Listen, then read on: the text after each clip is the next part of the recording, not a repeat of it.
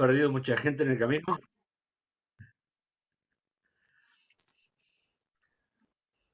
Bueno, si están escuchando, muy bien, ahí me hacen. Vamos a seguir compartiendo.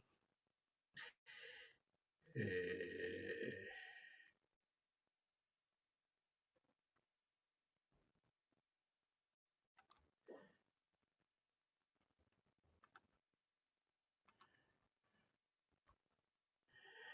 muy bien.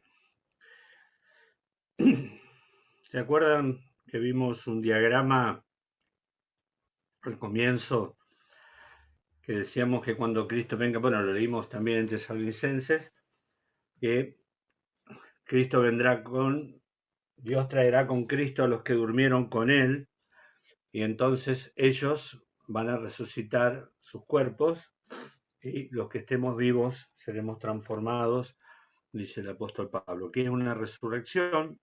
Una resurrección es volver a la vida, a un cuerpo que había muerto, volver a la vida. ¿Sí? Todos recordamos ejemplos de resurrecciones que ocurrieron tanto en el Antiguo Testamento como en el Nuevo Testamento. Quizás la resurrección de Lázaro es la más llamativa por el tiempo que había transcurrido y, por supuesto, la resurrección del Señor Jesús, porque Él fue capaz de predecir cuándo iba a morir, cuándo iba a resucitar, y Él resucitó por su propio poder.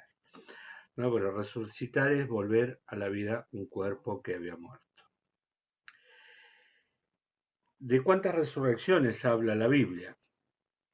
La Biblia habla de dos tipos de resurrecciones, una resurrección para vida eterna y otra resurrección para muerte eterna o muerte segunda. ¿Sí? De dos tipos de resurrecciones. Se resucita, resucitar es cuando el alma del que murió se vuelve a encontrar con su cuerpo y su cuerpo vuelve a la vida, y con ese cuerpo el alma es o arrojada al infierno o es llevada al hogar celestial. ¿Sí? ¿Están escuchando bien, no? Bien. La Biblia habla de dos tipos de resurrecciones. Como decía Fernando, no hay mucho tiempo para buscar los textos, para profundizar en los textos, porque tenemos 40 minutos más para terminar esta clase y es muy difícil. Simplemente este es un bosquejo probablemente y después va a haber que empezar a estudiar un poco más cada uno de nosotros. Lo llamativo del material es que todo esto no está en el material. ¿Eh? El material no habla de este aspecto, por eso lo tratamos hoy. La primera resurrección o la resurrección para vida, también se la denomina la resurrección de los justos. Hay varios textos, no los vamos a buscar por amor al tiempo, pero es la resurrección, la de los justos, la de entre los muertos. Esa expresión, la de entre los muertos, quiere decir que hay muertos que siguen muertos y otros que resucitan. Dentro de los muertos, ¿sí? Hay una resurrección, la de entre los muertos. También en Hebreos habla de la mejor resurrección o la primera resurrección.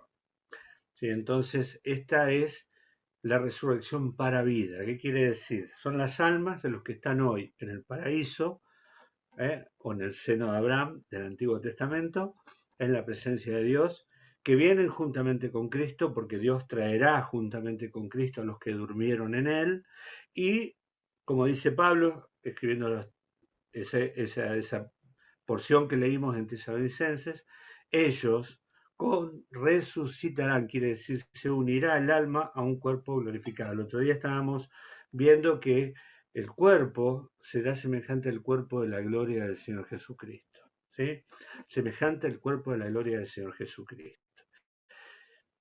Cuando el Señor Jesucristo estuvo acá en la tierra, antes de la cruz, manifestó en un momentito la gloria de un cuerpo glorificado en el monte de la transfiguración. Él se dejó ver allí, dice que sus vestiduras se volvieron blancas y su rostro resplandeció como el sol. Esa es una manifestación de la gloria del cuerpo del Señor Jesucristo, ¿sí? Que estuvo velada por el cuerpo humano.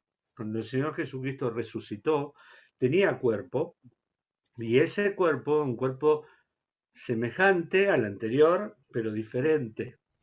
Podía comer, tenía carne, de hecho le dice a Tomás, pon tu mano en mi costado, toca, ¿sí? No es que no podía, no tenía carne, pero podía desaparecer, podía hacerse invisible, podía atravesar paredes, podía, ¿sí? Estar rápidamente en otro lugar.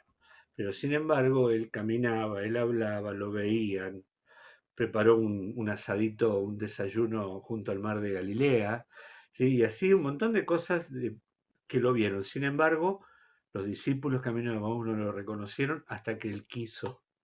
Entonces, el apóstol Pablo escribiéndole a los filipenses dice que el Señor Jesucristo dice transformará el cuerpo de la humillación nuestra para que sea semejante al cuerpo de la gloria suya.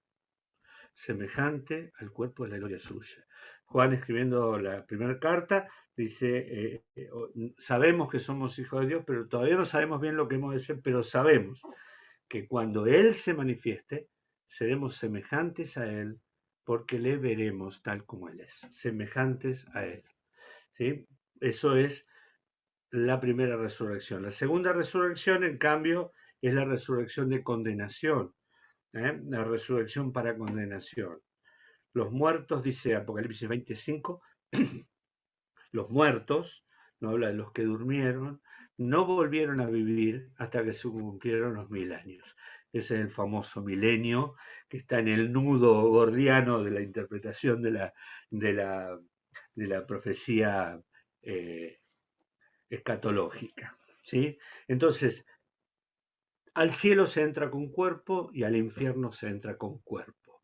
Las almas hoy están en un estado intermedio, pero tienen que venir a buscar su cuerpo, ya sea para resucitar para vida eterna o para condenación.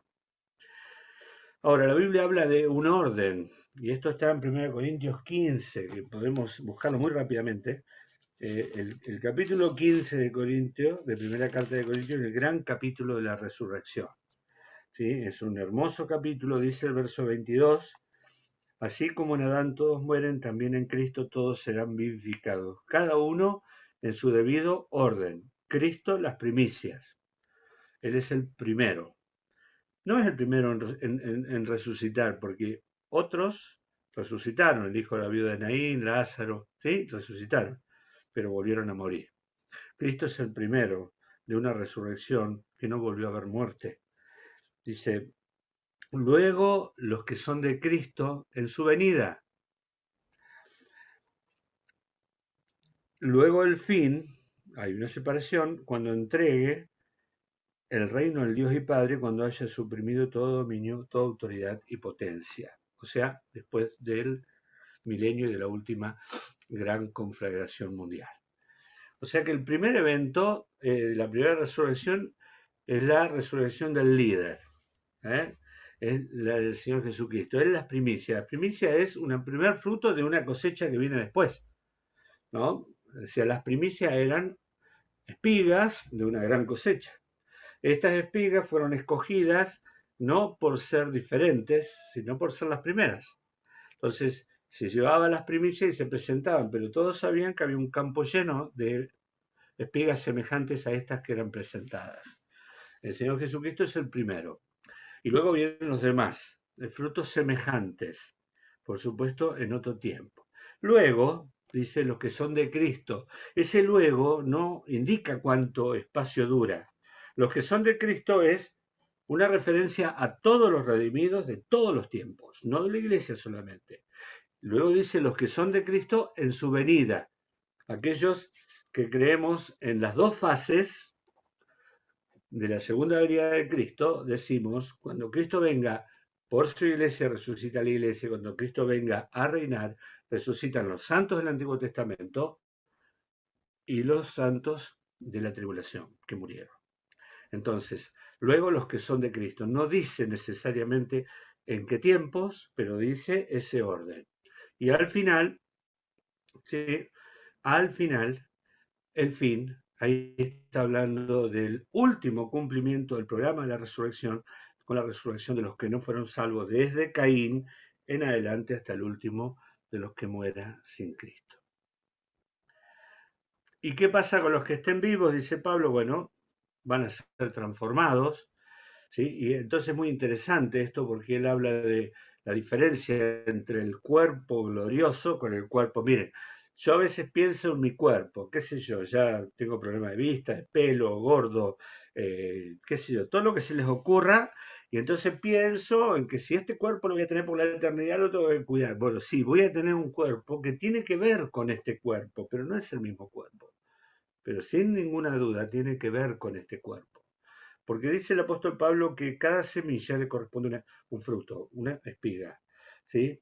Entonces, mi cuerpo, que un día va a sembrarse en la tierra, va a tener un cuerpo relacionado con este, pero distinto. Glorioso, como existe la gloria de las distintas estrellas, dice, como existe la gloria, o hay cuerpo animal y cuerpo espiritual, la gloria de uno es distinta a la del otro. O sea que vamos a tener un cuerpo que tiene relación con nuestro cuerpo actual, pero diferente. Un cuerpo glorioso, incorruptible, espiritual y por lo tanto eterno. Ahora, Filipenses capítulo 3, en la porción que hace un ratito les expresaba, dice que el Señor Jesucristo, con el poder con el cual puede sujetar a sí mismo todas las cosas, es el poder con el cual transformará el cuerpo de la humillación nuestra. Este cuerpo que hoy tiene enfermedades, que hoy tiene limitaciones, que no podemos atravesar una pared, que no podemos nadar, o que no podemos vivir bajo el agua, o sin oxígeno, esas limitaciones van a desaparecer cuando tengamos el nuevo cuerpo. Un cuerpo semejante al de Cristo, relacionado con el nuestro, porque Cristo con su poder es el que lo produce. ¿Sí? El Señor mismo dice con voz de mando, con voz de arcángel, con trompeta de Dios. ¿Dónde va a ocurrir esto? En el aire, como leíamos. ¿Sí? ¿Qué debería producir esto en nosotros? Aliento, ánimo y una gran expectativa. Y amigarse con el cuerpo que uno tiene, ¿eh? Porque el cuerpo nuevo va a tener relación con el cuerpo viejo, muy distinto, completamente distinto, pero va a tener relación con él. Allí está entonces la primera resurrección, las primicias, ¿sí? Es Cristo. La primera fase de la primera resurrección, la iglesia, los que son de Cristo en su venida. La segunda fase de la primera resurrección, todos los santos del Antiguo Testamento. Job, aquella expresión de Job, yo sé que mi Redentor vive y que al fin, después de deshecha esta mi piel, en mi carne, con mis ojos, he de ver a Dios y lo he de ver por mí mismo. Bueno, Daniel capítulo 12, versículo 1 y 2, allí habla de las resurrecciones. Resucitarán algunos para confusión y otros para vida eterna. Bueno, todos estos y los santos de la gran tribulación. Esto ocurre cuando Cristo venga a buscar a los suyos, creemos y enseñamos, y esto ocurre cuando Cristo venga a reinar. Los santos del Antiguo Testamento y los santos de la gran tribulación van a resucitar. Luego, el fin.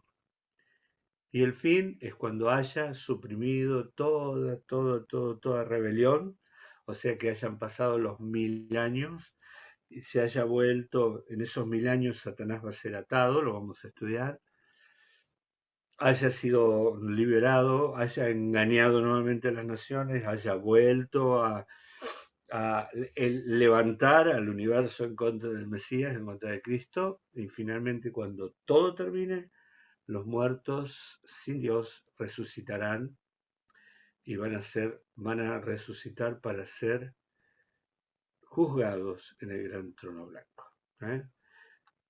¿Y por qué hablamos de esto? Bueno, Daniel habla de vergüenza y confusión eterna, Juan habla de condenación, Apocalipsis habla de la segunda resurrección.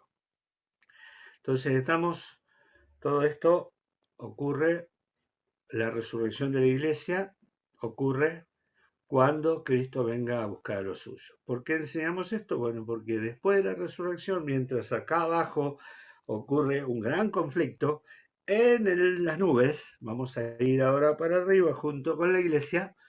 En las nubes ocurre algo también muy importante que llamamos el Tribunal de Cristo.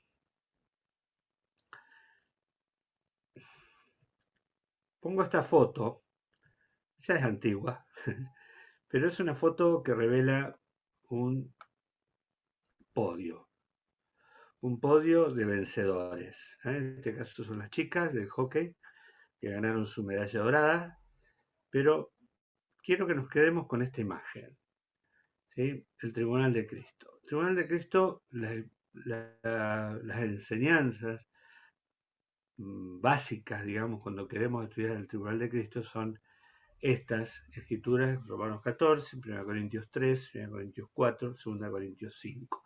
Vamos a leer 2 Corintios 5, verso 10, pero tengan en mente las otras expresiones o también las otras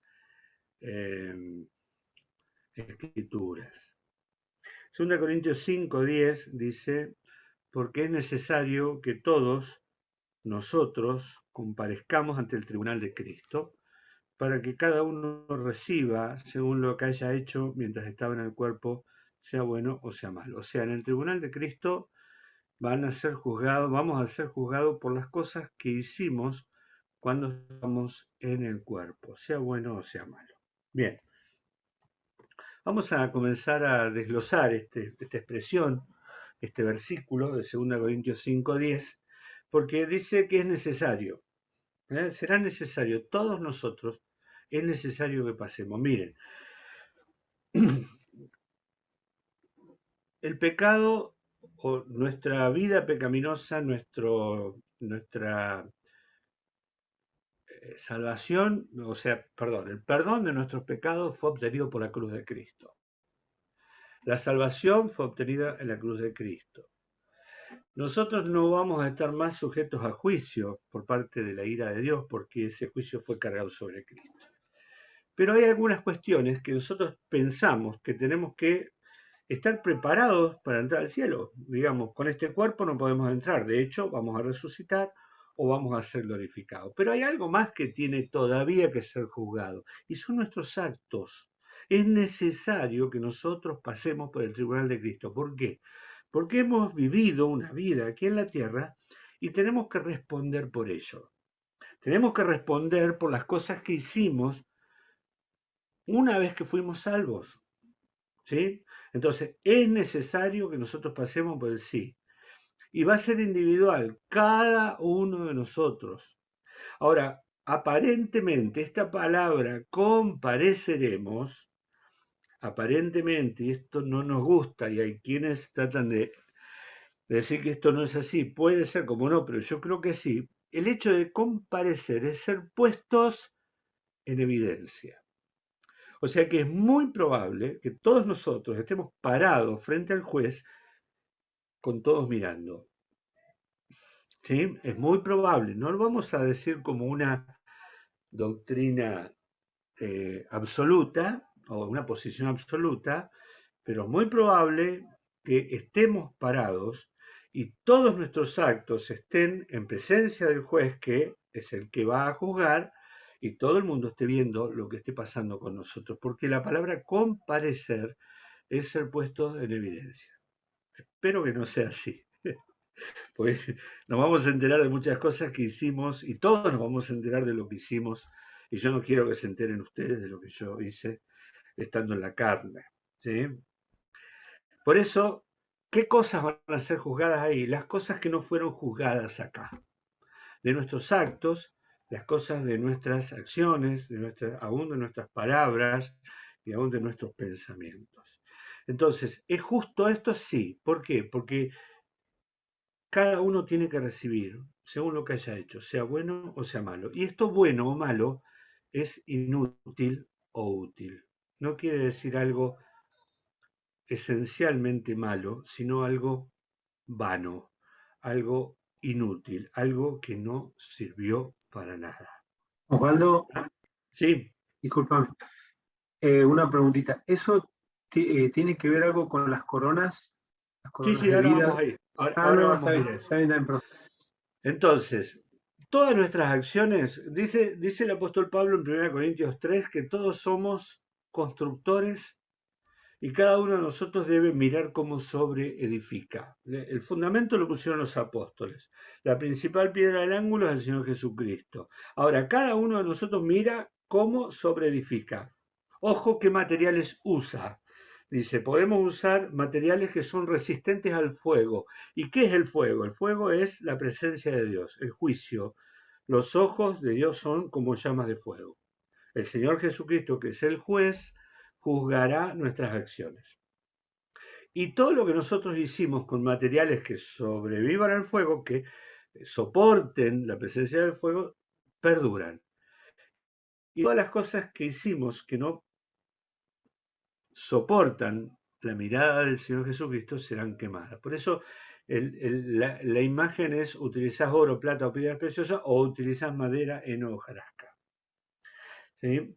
¿Qué quiere decir esto? Todo aquello que hiciste de acuerdo a la voluntad de Dios, en el Espíritu, para la gloria de Dios, o aquellas cosas que hiciste para tu gloria personal, de acuerdo a tu manera, a tu forma de ver, a mi manera, como decimos siempre. ¿Sí? Las cosas que hacemos mientras estamos en el cuerpo. El fuego es la mirada del Señor Jesús. Por lo tanto, el tribunal de Cristo es solo para la iglesia. Y es un tribunal de recompensa. Por eso yo puse allí la imagen del podio. Es un tribunal de recompensa, es un tribunal para los vencedores, donde se prueba nuestra fidelidad, porque a nosotros se nos han dado bienes que nosotros tenemos que administrar como mayordomos. Se nos dieron muchos bienes, se nos dio tiempo, oportunidades, dinero, dones, capacidades naturales, montones de cosas por las cuales vamos a responder.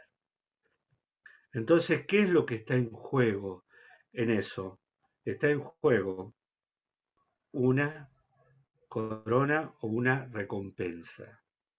Por eso el apóstol Pablo dice que allí nadie va a perder la salvación, pero dice que el fuego va a probar. Y si la obra de alguno se quemare, la obra de alguno se quemare, él mismo será salvo, aunque así como por fuego. ¿Qué quiere decir? Va a pasar de largo por el tribunal de Cristo, pero todo lo que hizo, todo lo que juntó, todo lo que vivió, no sirvió de nada, no agregó nada a su salvación.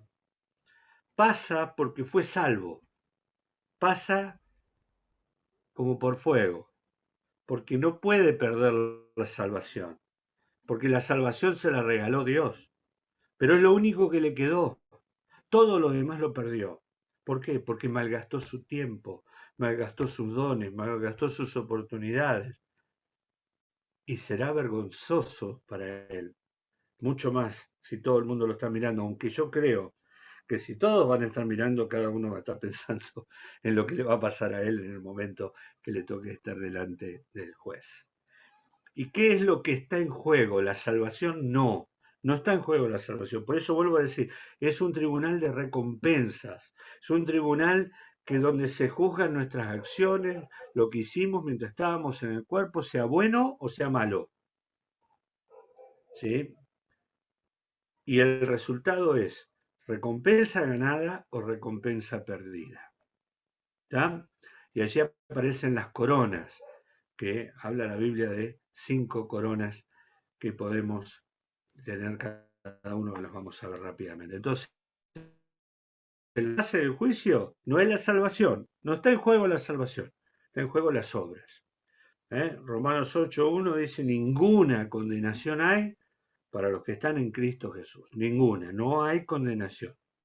Pero sí se van a juzgar las obras del creyente y va a haber o premio ganado o premio perdido.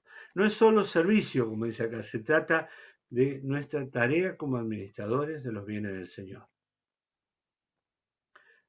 ¿Las recompensas se pueden perder? Sí, sí se pueden perder. Ninguno tome tu corona, le decía Pablo a Timoteo. Yo corro de tal manera que no quiero que otro tome mi lugar, dice a Pablo. Algunos, dice Juan, se van a retirar de él, delante de él, avergonzados. Miren, esto es creyentes que van a llegar a la presencia del Señor y se van a retirar avergonzados delante de él porque les vergüenza no tener nada en sus manos para ofrecerle al Señor. Las recompensas se pueden perder por nuestra falta de fidelidad. Lo que Dios tenía preparado para nosotros se puede no ganar, pero la salvación, que es algo que Dios nos regaló, no se puede perder, ni siquiera queriendo lo puedo perder. Valga la expresión, ojo, no, nadie que sea salvo puede querer perder la salvación. Y las recompensas no van a ser todas iguales, va a ser de acuerdo a la fidelidad de cada uno. Esa pérdida de recompensas, de alguna manera, se va a traducir en un ministerio posterior que cada uno de nosotros va a cumplir.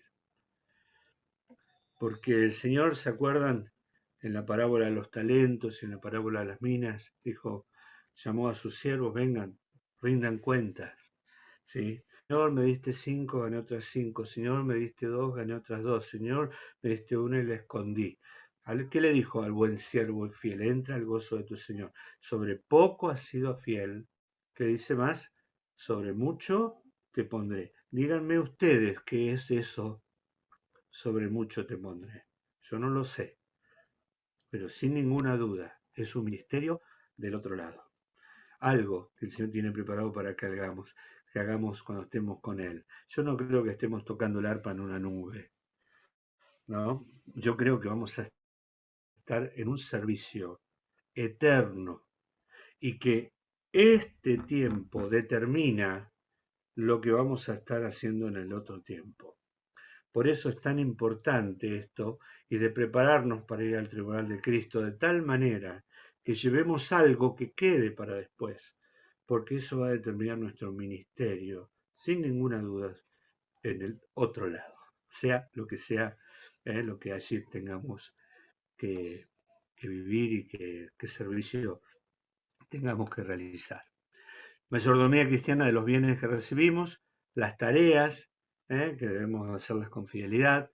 Al final debemos rendir cuenta y cada uno recibirá su recompensa. Y allí están las 5 coronas, la corona incorruptible, 1 Corintios 9:25, la corona de gozo, la corona de vida, la corona de justicia y la corona de gloria. Coronas. Estas coronas son las del vencedor, por eso hablo del podio. ¿eh? Es la corona del vencedor, no es la corona de oro del rey. El Señor Jesucristo tiene la corona regia, el Señor Jesucristo tiene la corona real. Estas coronas son coronas de vencedores y Apocalipsis dice que cada uno de nosotros habrá de poner a los pies del Señor Jesucristo nuestras coronas. ¿eh? Coronas traemos en humillación, dice un coro, hasta los pies de Cristo. Eso es lo que haremos en la eternidad. ¿sí? No son las coronas reales. Esa le corresponde al Señor Jesucristo. Esas son coronas de vencedor. Luego de esto sigue las bodas del Cordero. Vamos a leer Apocalipsis 19, del 6 al 10, previamente a la venida del Señor Jesucristo en gloria. El verso 6 se oí como una voz de una gran multitud, como el estruendo de muchas aguas y como la voz de grandes truenos que decía, aleluya, porque el Señor nuestro Dios Todopoderoso reina. Gocémonos y alegrémonos y démosle gloria, porque han llegado las bodas del Cordero y su esposa se ha preparado. Y a ella se le ha concedido que se vista de lino fino, limpio y resplandeciente, porque el lino fino es las acciones justas de los santos. Allí está, parece la imagen en el cielo. Y el ángel me dijo, escribe, bienaventurados los que son llamados a la cena de las bodas del Cordero.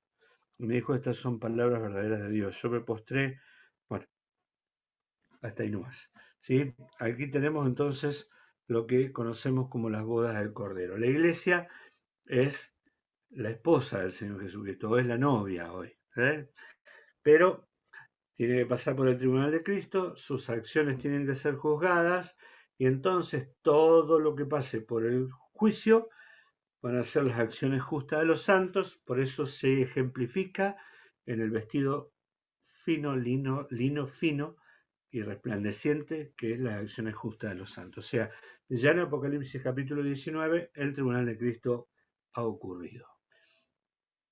Entonces, el tiempo de las bodas es antes de la venida, después del tribunal de Cristo. ¿Dónde ocurre esto? En el cielo. No hay otra forma, digamos, no hay otra explicación de que allí, luego del tribunal de Cristo y antes de ser presentado como la esposa. Ahora, ¿quiénes participan de estas bodas? Cristo y la iglesia. ¿Sí? No los santos del Antiguo Testamento, no los santos de la tribulación, Cristo y su iglesia. La relación que el Señor Jesucristo tiene con su iglesia es la de esposa y esposo.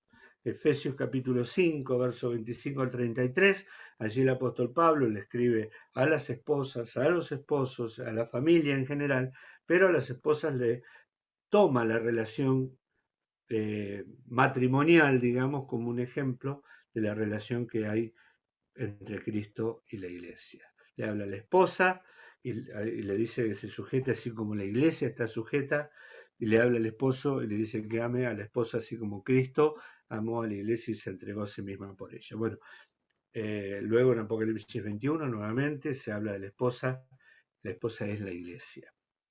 Ahora, pareciera, y acá vuelvo, esto es otra situación controversial, podríamos decirlo, que los invitados de Apocalipsis 19:9, fíjense que dice, bienaventurados los que son llamados a la cena de las bodas del Cordero. Y aquí pareciera ser una diferenciación de las bodas del Cordero con la fiesta de bodas del Cordero, la cena de bodas.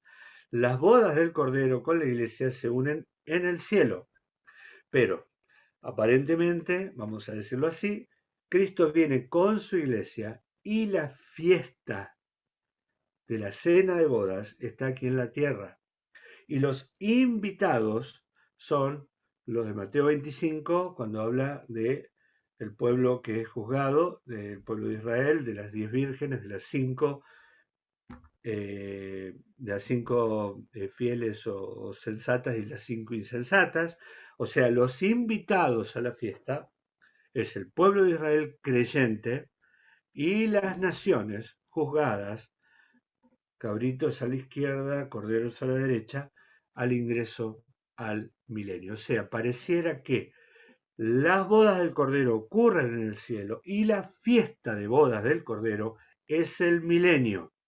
Y los invitados a la fiesta de bodas son el Israel creyente y las naciones una vez que pasan por el juicio de Mateo capítulo 25. ¿Sí?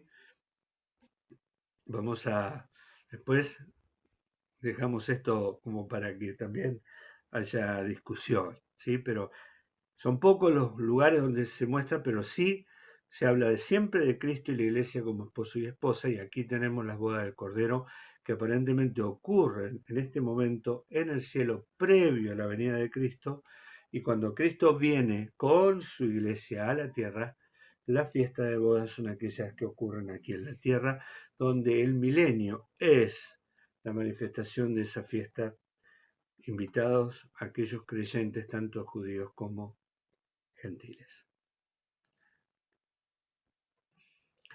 Y si esto ocurre arriba en el aire, si ocurre allí el tribunal de Cristo y las bodas del Cordero, ¿qué ocurre aquí abajo en la tierra?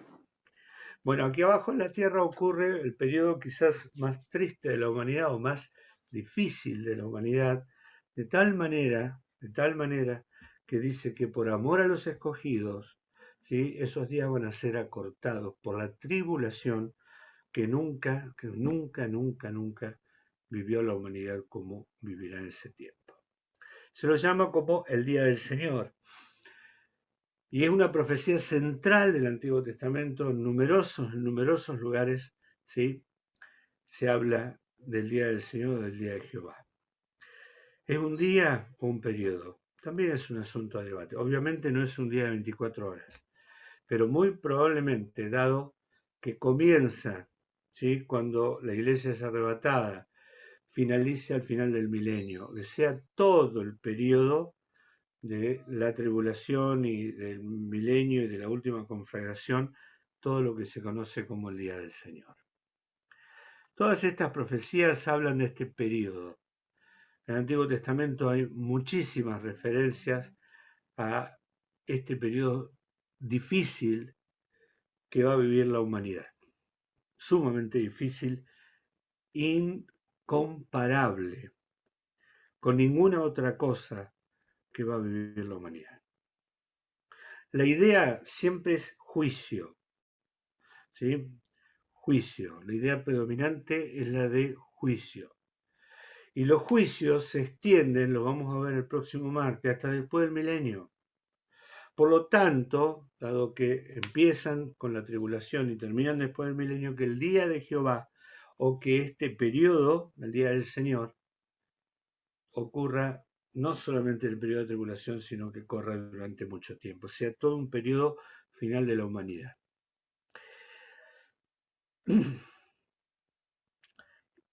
Dado que el día del Señor, dice Pedro, vendrá como ladrón en la noche, es inminente, es muy probable que el día del Señor comience con el arrebatamiento de la iglesia, que es lo único inminente. Recuerden que lo inminente es el arrebatamiento de la iglesia.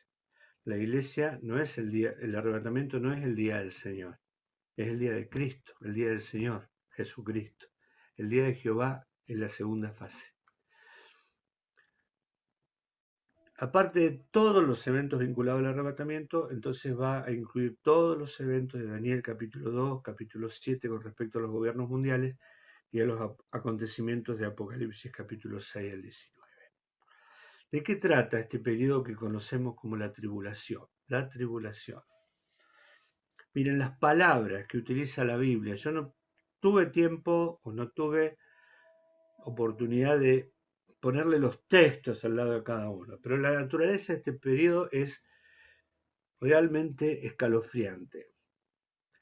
Todas estas palabras fueron sacadas de textos del Antiguo Testamento o del Nuevo Testamento que hablan del periodo de tribulación. Castigo, quebrantamiento, asolamiento, indignación, ira, angustia, destrucción, oscuridad, gran tribulación como no la ha habido ni la habrá.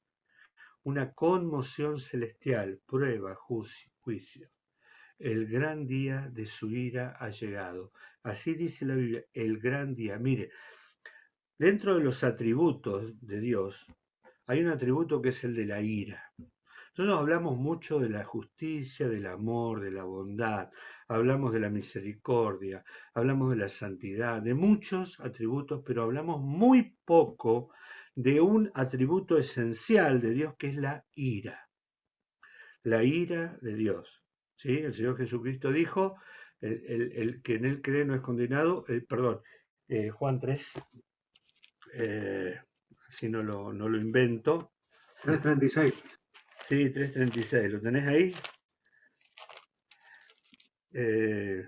Dice, el que cree en el Hijo tiene vida eterna, pero el que rehúsa creer en el Hijo no verá la vida, sino que la ira de Dios está sobre él. Miren, esta expresión es eso, ira de Dios, que no se manifiesta como se ha de manifestar en aquel momento, pero que en algún momento alcanza al pecador. De hecho, el pecador que muere en sus pecados bajo la ira de Dios.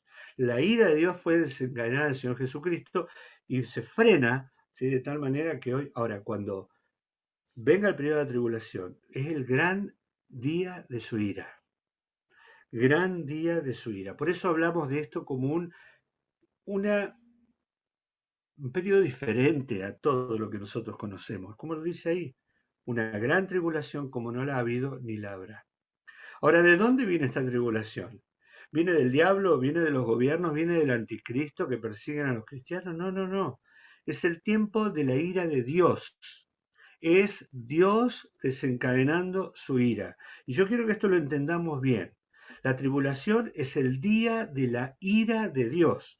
Mire, hoy es el día de la gracia de Dios. Pero la tribulación es el gran día de la ira de Dios. Por eso aquellos que enseñan que la iglesia pasará, perdón, no quiero meterme Fer con esto, pero no puede la iglesia estar presente en este tiempo acá, porque este es el tiempo de la ira de Dios. Y todas esas expresiones del Antiguo Testamento, ustedes vayan a ver que no es ni el diablo, ni los gobiernos humanos, ni el anticristo, ni el falso profeta, es Dios quien desencadena su ira. Lean esos textos. Es la ira de Dios desencadenada. ¿Y cuál es el propósito? Lo dijimos antes. Dos. Primero, preparar a la nación de Israel para recibir a su Mesías. Este periodo de la tribulación es primariamente judío. Es el tiempo en que Dios trata con su pueblo antes de entrar al reino. Y el objetivo es que su pueblo se convierta. ¿Sí? Y el Señor juzgará a su pueblo. Lo vamos a ver cuando veamos los juicios en Mateo capítulo 25. Dice, recogerá a su pueblo de los 4 lugares y los presentará delante de él. Y luego dirá a los de la derecha, bienaventurados. Ustedes, cuando yo estuve en la cárcel, me visitaron, cuando tuve hambre me dieron de comer, cuando estuve desnudo me vistieron, y así todo lo que ya sabemos. Y ellos decían, Señor, ¿cuándo hicimos eso? Porque lo hiciste a uno de estos mis hermanos de la tribulación, y eso de la tribulación lo agrego yo, a uno de estos mis hermanos, a mí me lo hiciste. ¿Sí? Y luego le dirá a los de la izquierda, ustedes, cuando yo estuve en la cárcel no me visitaron. Está hablando, ¿sí?, a personas, a judíos, perdón, a gentiles, ahí me confundí yo un poquito, pero la expresión es la misma. ¿Sí? Ahí está juzgando a los de la derecha, dice ustedes entran al reino, y a los de la izquierda dice ustedes al destino eterno. Las 5 vírgenes, ¿sí?, de sensatas y las 5 insensatas. 5 que están preparadas, 5 que no están preparadas. Ese es el juicio a Israel. Entonces, a Israel, en Israel el objetivo es que Israel se convierta. De hecho, los 144.000 sellados más los 2 testigos van a predicar el reino durante toda la tribulación y miles de personas judías y no judías se van a convertir. ¿Hay predicación? Sí. ¿Hay salvación? Sí. Sí. No en la forma que estamos hoy, pero también ellos se van a convertir en ese tiempo. Entonces, el propósito de la tribulación es volver el corazón a Dios para la nación de Israel. Pero tiene otro propósito, y es derramar juicio sobre los hombres y sobre las naciones incrédulas. Por eso decimos, este es el gran día de la ira de Dios. Tiene que ver primariamente con Israel y secundariamente con todas las naciones. La grande tribulación, juicio sobre los hombres, ¿sí?, lo vemos en Apocalipsis del 6 en adelante, los sellos y las trompetas en la primera mitad, las copas en la segunda mitad previa a la venida del Señor Jesucristo, los protagonistas, los grandes protagonistas de esta tierra, los moradores de la tierra, el dragón, que es Satanás, el anticristo, que es la bestia que viene del mar, y el falso profeta, la bestia que viene de la tierra. ¿Sí? O Satanás, el falso Mesías y el falso Espíritu Santo. Tratan de imitar la Trinidad de Dios, pero no se llegan ni a los talones, ¿no? No tienen nada que hacer.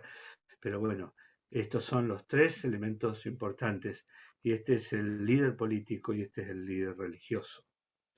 ¿Sí? El dragón, el anticristo y el falso profeta. La grande tribulación o la tribulación se divide en 2 periodos y esto lo sabemos porque la Biblia habla de 2 periodos de 3 años y medio o de 1260 días, son años proféticos. La tribulación sabemos que dura 7 años, ¿por qué? Porque las 69 semanas de Daniel capítulo 9 duraron 7 años. Y si 69 semanas fueron de 7 años, la semana 70 tiene que ser de 7 años. Y el Apocalipsis habla de estos 3 años y medio, habla de 1260 días, ¿sí? Y Daniel dice que en la mitad de esta semana, perdón, ahí está, habla de 1260 días, también habla de 42 meses o de tiempo, tiempos y medio tiempo, la mitad de un tiempo. Eh, lo que ocurre en esa primera mitad es que aparentemente una vez que la iglesia se haya ido de esta tierra y se haya manifestado el hombre de pecado, ese hombre de pecado tiene que erigirse como líder mundial. El caos que va a haber en el mundo, el caos que hay hoy, que es económico, social, no, nada comparado a cuando Cristo se lleve a su iglesia. El caos que va a existir en el mundo con la desaparición de las personas, ¿sí? Va a ser de alguna manera, llevado con sabiduría y con poder por un hombre que se va a erigir como el gobernante mundial. Y luego va a hacer un pacto con Israel. Israel, de acuerdo a la interpretación literal, normal de la Biblia, Israel tiene que tomar posesión de la tierra, ya está en su tierra, pero no completa, tiene que reedificar el templo, porque hay promesas relacionadas con eso, y este hombre va a hacer un pacto con Israel permitiéndoles restaurar el templo. Si el templo tiene que ser restaurado, hay un grave problema con el pueblo musulmán, porque el lugar donde el templo tiene que ser edificado, que es el templo antiguo, hay una mezquita muy grande que es la mezquita de la cúpula. Por lo tanto, hay un grave problema en puertas. Hoy la ciudad de Jerusalén está co-gobernada, no está gobernada solo por los judíos. Y allí donde estaba el templo está la mezquita de la piedra o de la cúpula. Por lo tanto, este hombre con tanto poder solamente tendrá que hacer este pacto con Israel prometiéndole paz y prosperidad, estableciendo un gobierno y una religión mundial, y al final de la primera mitad romperá el pacto, eso es lo que dice Daniel, lo leímos, y comenzará a perseguir a Israel y a todos los santos, a todos aquellos que crean en la predicación del reino que ellos van a estar predicando, preparándose para recibir a su Mesías. Y los horribles acontecimientos que ocurrirán con las copas de Apocalipsis, ustedes ven lo que ocurrirá en ese momento, comparable a lo que habla en Mateo capítulo 24 con la gran trastorno de los cielos y de la tierra, los terremotos, las estrellas que caen sobre la tierra, la muerte de la tercera parte de la humanidad, bueno, un montón de cosas que ustedes pueden leerlas. Todas esas cosas van a marcar el final de este periodo llamado Grande Tribulación, que se caracteriza, acá ya termino, con una gran guerra o combate, el combate o la guerra de Armagedón, que más que un combate es una guerra, es una gran eh, eh, desarrollo bélico de mucho tiempo, y donde todas las naciones finalmente confluirán a la Tierra Santa para destruir a Jerusalén, y cuando hayan ingresado a la ciudad de Jerusalén para destruirla, entonces aparecerá la señal del Hijo del Hombre, y los judíos verán al que traspasaron y harán lamentación por él, y todas las naciones van a ser juzgadas por el Señor Jesucristo, van a ser muertos todos los ejércitos que estén rodeando la ciudad de Jerusalén. Dice que la sangre va a llegar hasta el freno de los caballos, la gran batalla de Armagedón, y van a estar juntando los rezagos durante meses y enterrando cuerpos durante meses, dice la Biblia, y el falso profeta y la bestia serán arrojados en un juicio sumarísimo, tal cual están, probablemente sean transformados en un cuerpo espiritual en el proceso, van a ser arrojados, van a inaugurar el infierno. el infierno va a ser inaugurado por dos hombres. El infierno que fue creado para Satanás y sus ángeles y donde van a compartir su destino todos los hombres que mueren sin Cristo, ¿sí? Y los que participen de la segunda resurrección, va a ser inaugurado por esas dos personas, el anticristo y el falso profeta. Bien, continuará. Vamos a detenernos acá. Perdonen, pero digamos, de la gran tribulación hay muchísimo para hablar. ¿Cuál es la relación de la iglesia? ¿Cuál es la relación de Israel? Bueno, las resurrecciones algo vimos, pero fundamentalmente, muy rápidamente, porque es imposible abarcar todo en media hora. Pero bueno, que les haya quedado el gustito para que ustedes puedan estudiarlo. Quedo a la escucha de aportes, preguntas.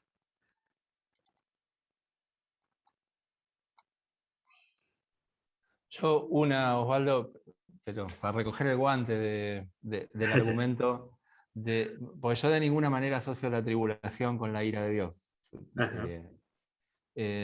Supongamos, me pongo en tu posición de que la tribulación es la ira de Dios. En Apocalipsis 7 están los santos de la gran tribulación, que dice que una multitud que nadie podía contar, están delante de la presencia de Dios, y dice que son los que salieron de la gran tribulación y emblanquecieron sus ropas con la sangre del Cordero. Vos decís que esos sí pasan por la ira de Dios. Sí, pero no son la iglesia. Pero sí sufren la ira de Dios, aun cuando están limpios por la sangre del Cordero. Sí, obvio. No hay manera de ser salvo que no sea por la sangre del Cordero. En cualquier época de la humanidad, cualquier persona que fue salva fue por la sangre del Cordero, aún antes de la cruz de Cristo. ¿Sí? ¿Y puede sufrir la ira de Dios y a la vez ser salvo por la ira por la sangre del Cordero? Sí, porque no forma parte de la iglesia la esposa del Cordero, sino que son personas que se convierten y por convertirse, no tener el sello, no haber sido sellados, ¿sí? Por el anticristo, no haber sido sellados, van a ser perseguidos y van a tener que morir. Probablemente todos los santos que crean, ¿sí? Tendrán que morir, quizás, o la gran mayoría, porque van a ser objeto especial de la persecución. La iglesia, la esposa del Cordero, no va a pasar por la promesa de Dios, es que no van a pasar por este periodo, pero sí va a haber personas que no eran creyentes cuando Cristo vino a buscar a los suyos, que se convirtieron, forman parte hoy no, van a formar parte del pueblo de Dios y van a vivir en la Jerusalén celestial, pero no formaron parte de este periodo considerado un misterio, tanto para antes, terminado para después. No sé si me explico. O sea, los creyentes de la gran tribulación van a ser salvos de el día, de adentro del día de la ira de Dios. ¿Sí?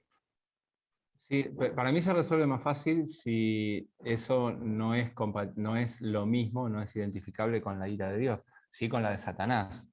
Pero es muy sencillo. Mira, yo te voy a ver, dejé de compartir. Sí, me parece que dejé de compartir, ¿no? ¿Pasó Sí, eso? sí. Ah, pasó eso. Espérame un segundito.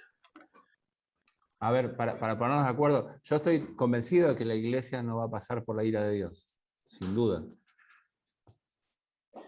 Es que, bueno, yo lo que quiero mostrarte es la cantidad de textos que hablan de que esto es tiempo de indignación de Jehová. Así lo dice. No dice es la ira del anticristo. No dice es la ira del falso profeta. Dice es Dios quien está. Dice cúbranos de la ira del Cordero, cubran, dicen, dirán a las mujeres, y eso no lo dice el Antiguo Testamento, lo dice Apocalipsis. En aquel momento las personas van a decir, cúbrannos, porque no podemos ver al Cordero que está irado. No es la ira del anticristo. Satanás, por supuesto que está desencadenando toda su furia, porque sabe que tiene poco tiempo, pero es un instrumento en las manos de Dios. Lo No que, deja de lo que ser, digo, Osvaldo, es que no dicen eso los santos de la tribulación. Que yo digo que, o sea, la postura post-tribulacionista es que esos son parte de la iglesia, son la iglesia de ese tiempo. yo creo que van a formar parte de la Jerusalén celestial, como van a formar parte los santos del Antiguo Testamento, como van a formar parte de todos los que fueron salvos. Van a estar en la ciudad celestial, pero no forman parte de la iglesia. La iglesia es un periodo que empieza y termina, según nuestra posición, mi posición, y que luego viene otra administración. En esa administración, Dios salva a personas, sí, y son salvos por la sangre del Cordero, sí, no hay otra forma de ser salvos. Son salvos por la sangre del Cordero, pero son quitados de dentro de la gran tribulación que está desencadenándose como la ira de Dios sobre la humanidad, por todo lo que pasó. Es Por más, eso, dice que van a ser decapitados. sí, probablemente decapitados, destruidos, Pero muertos, no, todo lo que yo estoy quieran. de acuerdo, pero no decapitados por la ira de Dios. No, no digo que va a ser decapitado por Dios, va a ser decapitado por el anticristo, por el falso profeta, por el dragón, por lo que quiera de ellos, pero siguen No, siendo lo que pa- instrumentos utilizados por Dios. y sí, Por porque eso Asiria es el báculo de la ira de Dios, los asirios. Dios O sea, Dios utiliza, utiliza a los asirios y como su mano, o sea, utiliza a los asirios para su ira. Eso es lo después lo que... Bueno, juzga. pero eso fue, Susana, para un momento particular cuando juzgó al reino del norte. Y Claro, sí, después lo pero juzgó a Siria. Y después juzgó a Babilonia. Utiliza a Babilonia y juzga a Babilonia. No estoy diciendo, digo que Dios utiliza estos elementos para juzgar a su pueblo y para juzgar a las naciones. Pero después exactamente sí. los utiliza, después los juzga a ellos. Porque por eso yo digo, todos estos textos están que en realidad no es la ira del hombre, no es la ira del diablo, no es es la ira de Dios desencadenada sobre la humanidad. Por eso el Señor dice, no habrá algo parecido a esto, no lo hubo, ni lo habrá.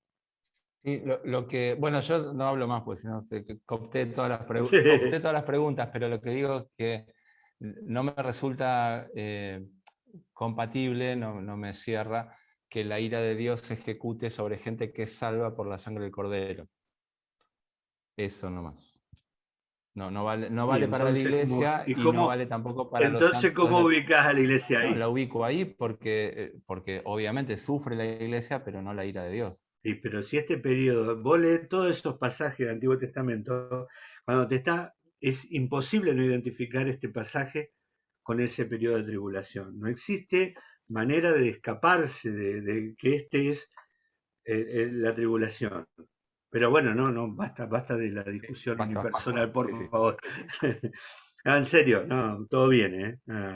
Ujú. Incluso alguna otra participación de otros, vamos.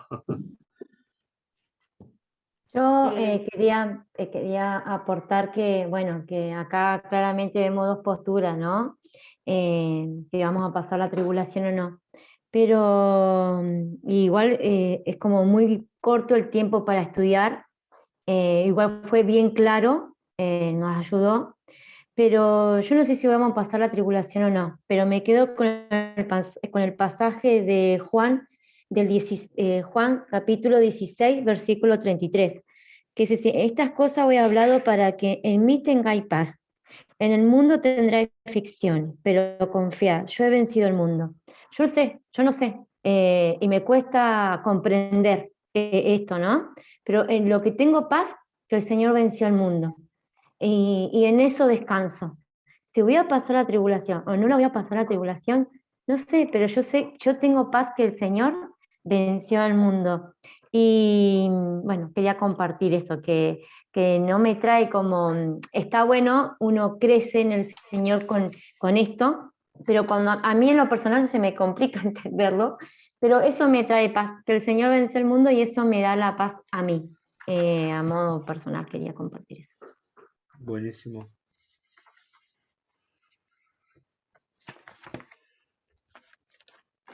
Bueno, Carlitos, ¿algo?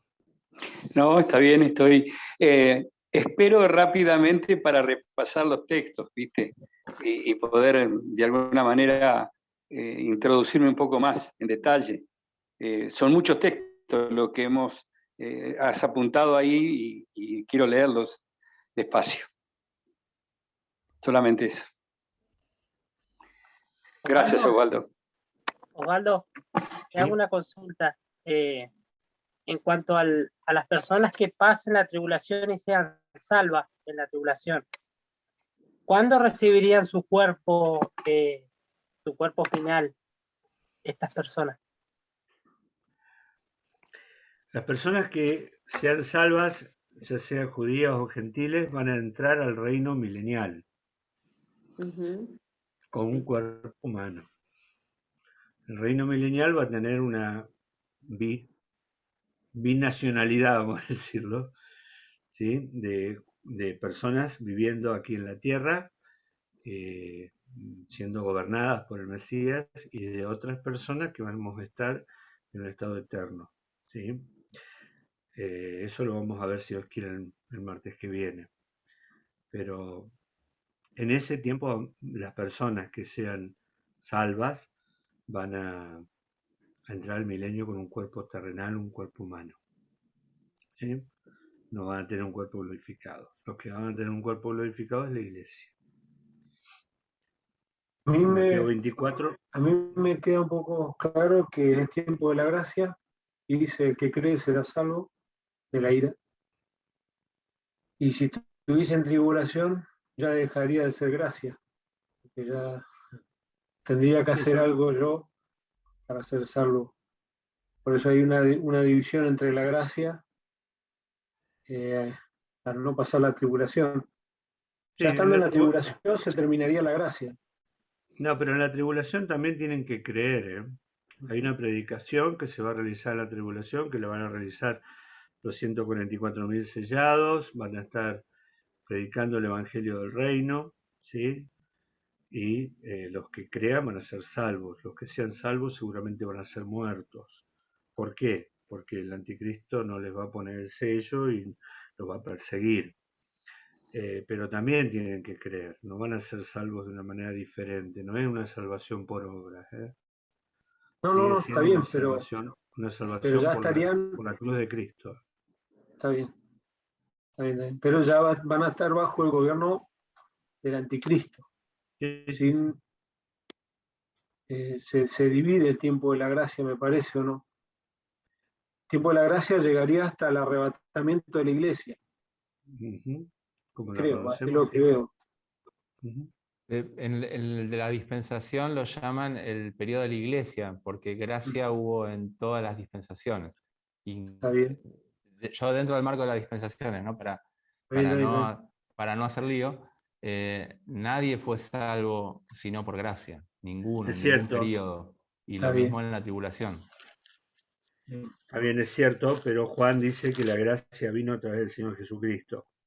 Claro, es cierto que fuimos salvos por gracia, en toda época fue salvo el hombre por gracia, pero la gracia vino por medio del Señor Jesucristo. El periodo especial de la gracia, ¿sí? Podríamos decirle de otra manera, pero que es cierto que todos son salvos por gracia y por la cruz de Cristo.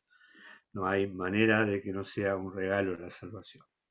Osvaldo, una pregunta con respecto al tema de los 144.000. Vos decís que ellos predicarán, sin embargo, muchas veces se ha dicho que eran 12.000 de las 12 tribus de Israel. Son judíos. Son judíos. ¿Y predicarán ellos? Sí. Ellos van a ser el pueblo que van a predicar, no los gentiles. Ellos van a ser esos y los 2 testigos. Ellos van a ser quienes van a predicar el Evangelio del Reino. Por eso, una vez que la iglesia sea arrebatada, se va a restablecer el plan de Dios con Israel, va a haber un movimiento espiritual muy importante en Israel, y los 144.000 van a predicar y muchos van a ser convertidos. Y los que se conviertan van digamos, aquellos que no se conviertan, pero cuando venga el Señor Jesucristo van a ser juzgados en base al tratamiento que le dieron a los convertidos. Estos mis hermanos, cuando el Señor Jesucristo dice, yo estuve en la cárcel, yo estuve desnudo, yo tenía hambre, tenía sed, estos mis hermanos pasaron por eso y vos los ayudaste o vos no los ayudaste. Por eso cuando las naciones sean juzgado, a la derecha los corderos, a la izquierda los cabritos, o el mismo Israel sí, de acuerdo a su esperar al Mesías o no esperar al Mesías, van a entrar al reino milenial, que no es el cielo, ni tienen un cuerpo glorificado, sino es el estado milenial. Lo vamos a estudiar, si Dios quiere, la semana que viene. Todavía no es cielos nuevos y tierra nueva. No, faltan más de 1000 años. Vamos a estudiar un poco sobre los juicios, vamos a estudiar un poco sobre el milenio, y vamos a ver al final esto de cielo nueva, tierra nueva y el reino eterno de Dios, si Dios quiere, para terminar. Está bueno para los 7 años también entender el día de la angustia de Jacob, porque Dios va a venir a trabajar con las 12 tribus de Israel, o sea, es el día de la angustia de Jacob, eso está bueno también. El día de angustia de Jacob quiere decir que la tribulación es primariamente judía. Claro, eso es importante también destacarlo. Bueno. Lindo que nos encontremos en el cielo y después digamos, ¿viste que era antes? ¿Quién tenía razón? ¿Viste que era después? ¿Viste que era después? ¿Viste? Bueno, pero vamos a estar con el Señor. Yo creo que se nos van a caer muchos prejuicios y muchos conceptos cuando estemos en el cielo. Pero Gloria a Dios que no lo deja bien, lo deja bien para que nosotros podamos entretenernos entre nosotros. Amén. Qué bueno. Bueno, Carlos, ¿querés orar? Pues me dijeron que soy yo quien dice. Oremos, hermanos y hermanas. Padre Celestial, gracias te damos por este tiempo tan maravilloso que es descubrir aquellas cosas reveladas y esperar a aquellas que no lo son. Te damos gracias, Padre Eterno, por hablarnos a través de tu palabra. Permanentemente buscamos tus verdades y fundamentalmente a partir de la gracia tuya que nos ha alcanzado.